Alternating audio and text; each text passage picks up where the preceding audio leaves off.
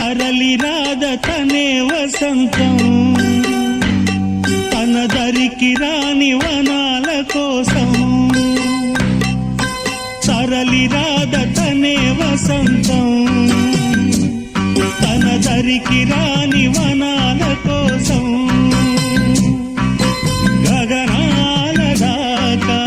అలసాగకుంటే మేఘాల రాగం ఇలా చేరుకోదా తరలి రాద తనే వసంతం తన దరికి రాని వనాల కోసం